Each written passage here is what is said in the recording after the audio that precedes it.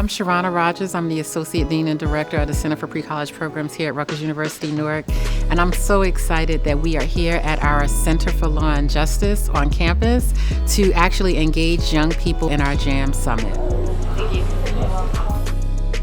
The purpose of the summit is just to develop young people so that they know that they can use their voice.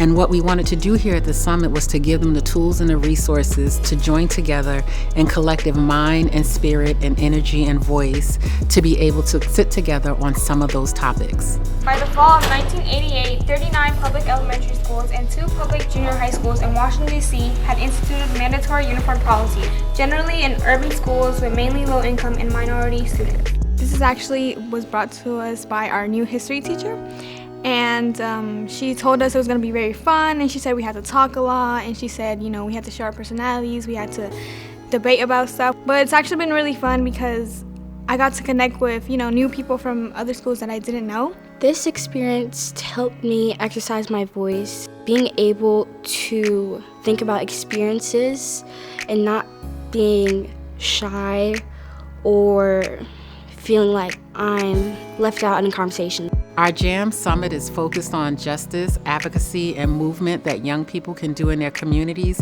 issues that they are passionate about. My topic was if young people should be able to vote. School uniform. Parental controls for social media and its regulation. We're going to be talking about climate change. This is a really cool opportunity to engage on campus, get to meet students from various communities, and to network with students your age is a large benefit. In the breakout session, I tried to show my leadership skills. So I tried bringing everyone together, and at the end, it was actually very useful because I got to know them more. Are those pros and cons? They're our bullet points. Oh, okay. I'm not the type of person to go up to like a random person and just like talk to them. But today I was able to meet new people and they were able to hear my opinions. It made me feel more confident. I think the biggest takeaway is the evolution of leadership. Students get to be in an environment that's outside of the classroom.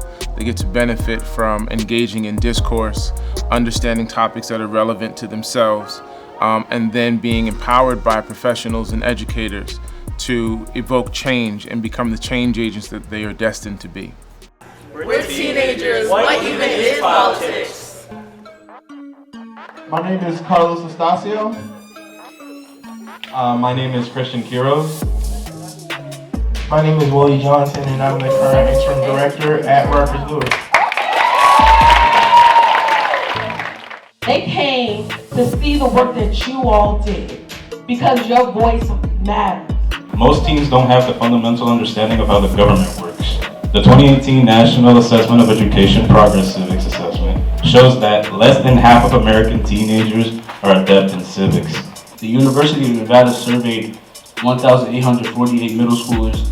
34% of the students believe that their school is safer due to uniforms. Some people cannot afford buying uniforms. In fact, parents spend about an average of $162 per one child's uniform.